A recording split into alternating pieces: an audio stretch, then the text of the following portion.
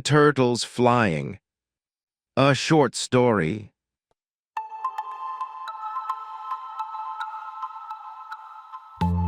Left my shell on the warm, wet stone, wondering if you noticed I'm gone. Algae gathering on the glass, cold, quiet, empty basin. Half my life in this plastic crate. I guess I'm fine, I'm believing. Now I'm moving on, moving on, moving on. I feel the change in the air. Now I'm moving on, moving on, moving on. I'm finally going somewhere, somewhere else, somewhere new, somewhere far from you. The glass was always there, not the door, not the window, the glass. It separated me from everything I could see but never touch. The sofa where she sat, the rug where she walked, the hallway where she disappeared every morning and reappeared every evening. I knew the glass. I had mapped its edges, tested its corners, pressed my shell against its cold surface 1,000 times. It was smooth, transparent, relentless. It was the border of my world. My world was warm. It had a lamp that glowed like a small sun, a rock that held my heat, a pool of shallow water where I could float and watch the shadows move beyond. It had her. She was the center of my world. Her hands were gentle. Her voice was soft. She fed me at the same time every day, her fingers careful not to startle me, her eyes soft when she looked at me. I loved her. I loved her the way a turtle loves, patiently, silently, with all the small intensity of a creature who has no words. But I knew there was more. I had seen the window on the far wall, the one that looked out at the garden.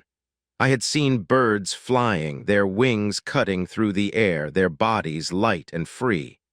I had seen the moon rise, pale and distant, and wondered what it would feel like to be that high, that far, that unbound. I wanted to fly, not because I wanted to leave her, because I wanted to see what she saw, because I wanted to follow her when she walked out the door, because I wanted to be with her in the world beyond the glass. The plan began on a Tuesday. She had left the lid of my tank slightly ajar, not enough to escape, not yet, but enough to know that it could move. I watched her walk away, her shoes clicking on the floor, the door closing behind her. Then I waited. I had learned to wait. Waiting was what turtles did. We waited for food. We waited for warmth. We waited for the hand that would lift us, the voice that would soothe us. But this was different. This was waiting for the moment. I pushed against the lid. It did not move. I pushed again. A small gap opened, just wide enough to see the edge of the table where my tank sat. I could smell the wood, the dust, the faint scent of her perfume. I could hear the clock ticking on the wall, the hum of the refrigerator, the distant sound of traffic outside. I pushed again. The lid shifted. I did not rush. Rushing was for creatures who did not have time. I had time. I had all the time in the world. I pushed, rested, pushed again. The gap grew wider. By the time the sun had moved across the floor, I was out. The table was vast. It stretched before me like a continent, its surface smooth and cold beneath my feet. I had never been on the table before. I had seen it from below through the glass, but seeing and being were different. The table was higher than I had imagined. The floor was farther than I had thought. I did not look down. I looked across. The door to the garden was at the end of the hallway. I had seen her open it 100 times, letting in the breeze, stepping out into the light. I had seen the grass, the flowers, the trees. I had seen the birds. I took a step, then another. Moving on a table was different from moving in my tank. The surface was slick and my claws scrabbled for purchase. I slipped once, twice, caught myself on the edge of a book that lay open, its pages smelling of ink and paper. I paused, looked around, listened. The apartment was silent. She would not be home for hours. I had watched her leave often enough to know the rhythm of her days. She left in the morning, returned in the evening.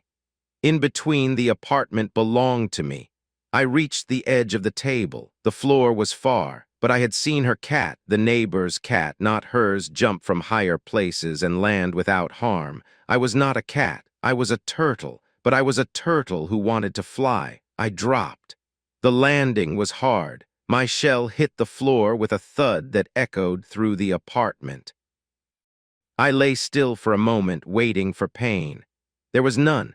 I was built for this. My shell was strong. My body was low. I was closer to the ground than most creatures. I moved. The hallway was long. The door to the garden was at the end, its glass panels glowing with afternoon light. I crawled toward it, my claws clicking on the hardwood floor. I passed the sofa, the bookshelf, the table where she ate her meals. I passed the spot where she left her shoes, the smell of leather and earth still fresh.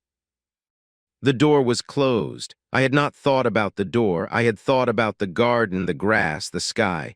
I had not thought about the door. I pressed against it. It did not move. I pressed harder. Nothing.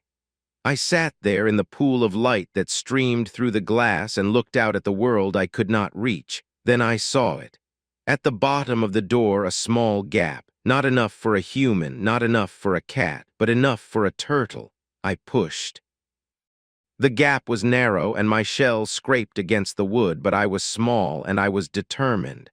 I pushed, rested, pushed again. The world outside grew larger, then I was through. The garden was enormous. I had seen it from the window, from the glass of my tank, from the edge of the sofa, but seeing and being were different. The grass was soft beneath my feet, cool and damp. The air smelled of earth and flowers and something else, something wild. I took a step. Then another. The world was bigger than I had imagined. The sky stretched above me, blue and endless. The trees rose high, their branches swaying in the breeze. The flowers were bright, their petals soft against my shell. I moved through the grass, feeling the sun on my back, the wind on my face. I had never felt the wind before. It was gentle, warm, alive. I was not flying, but I was closer. The birds found me first. They were small, brown, quick. They hopped from branch to branch, their heads cocked, their eyes bright. They chirped at me a language I did not understand. One of them hopped closer. It tilted its head, studying me. "You're not a rock," it said. "I'm a turtle," I said. "I know you're a turtle. I've seen you in the window. You never come out." "I'm out now." The bird hopped onto a low branch, its claws gripping the wood. "Why?" "I wanted to see the world." The bird chirped, a sound that might have been laughter. "The world is big. You're small. You'll never see all of it." "I don't need to see all of it. I just need to see more." The bird considered this, then it flew away. The mouse found me under a bush. It was small, gray, quick. Its nose twitched, its whiskers trembled. It watched me from the shadows, its eyes bright with curiosity. "You're lost," it said. "I'm not lost, I'm exploring." "The garden is dangerous. There are cats, there are birds, there are humans who step on things." "I know." "Then why are you here?" I thought about it, because I wanted to see what was outside. The mouse crept closer. "And what do you see?" "Grass, flowers, trees, the sky." "That's all." "That's enough." The mouse twitched its nose. "You're strange for a turtle." "I know." The mouse scurried away, disappearing into the shadows beneath the bush. The cat found me at dusk. It was large, orange, with eyes like amber. It moved silently, its paws soft on the grass. I did not hear it coming. I only saw it when it was already there, sitting on the path, blocking my way. "Hello, little turtle," it said. Its voice was low, smooth, dangerous. "Hello," I said. "You're not from this garden." "I'm from the house." The cat's eyes narrowed. "I know, I've seen you in the window. You never come out." "I'm out now." The cat yawned, showing its teeth. "You shouldn't be out. The garden is my territory." I'm not here to take your territory. I'm just passing through. Where are you going? I looked up at the sky. The sun was setting, painting the clouds orange and pink and purple. The first stars were beginning to appear. I don't know, I said. I just wanted to see. The cat was silent for a long moment. Then it lay down on the grass, its head on its paws. You're strange for a turtle. As I know. The cat closed its eyes. You can stay for now, but don't eat my food. I won't. The night was cold. I found shelter under a large fern, its fronds draping around me like a tent. The grass was damp, the earth soft. I could hear the wind in the trees, the rustle of small creatures in the dark. I thought about her. She would be home by now. She would have seen my empty tank. She would be worried. She might be searching for me, calling my name, her voice soft and frightened. I wanted to go back, but I was not ready, not yet. There was still so much to see. I closed my eyes and dreamed of flying. The morning came slowly. The sun rose, painting the garden in gold. The birds began to sing. The dew sparkled on the grass. I crawled out from under the fern and looked around. The garden was different in the morning, brighter, fresher, alive. I moved through the grass, exploring. I found a patch of clover and tasted its leaves. I found a puddle left over from the rain and drank deeply. I found a worm, but I did not eat it. It was too small, too fragile. I watched the birds fly. I watched the mouse scurry. I watched the cat sleep on the patio, its orange fur glowing in the sun. I was not flying, but I was part of something larger. She found me in the afternoon. I was sitting on a flat stone near the edge of the garden, watching a butterfly dance from flower to flower. I heard her footsteps before I saw her, quick, urgent, worried. Turtle. Her voice was soft, but I heard the fear in it. She had been searching for me. She had been calling my name. I turned my head. She was standing at the edge of the garden, her hand over her mouth, her eyes wide. She saw me. She ran to me, knelt down, and lifted me gently. Her hands were warm, trembling. She held me close to her chest, and I felt her heart beat fast and strong. I thought I lost you, she whispered. I blinked. She carried me back to the house, back through the hallway, back to my tank. She set me down on my rock and filled my water dish. She gave me food, more than usual, as if she was making up for lost time. I'm sorry, she said. I didn't know you wanted to leave. I looked up at her. I'll do better, she said. I'll take you outside, I'll let you explore, I'll show you the world. She stroked my shell. But please don't run away again. I did not run away again, not because I couldn't, because I didn't need to. I had seen the world. I had met the birds, the mouse, the cat.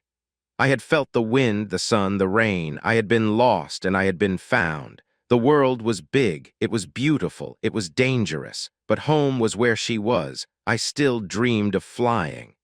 Sometimes, when the sun was warm and the window was open, I would crawl to the edge of my tank and look out at the garden. I would watch the birds, the butterflies, the clouds drifting across the sky. I would remember, but I did not leave because I had learned something. The world was bigger than my tank, but it was not better, it was just different, and she was still the center of my world. The story does not end here. It continues in the small moments, in the quiet afternoons, in the space between the glass and the garden. The turtle still dreams of flying, but he is not in a hurry anymore. He knows that the sky will still be there tomorrow, and the day after that, and so will his human.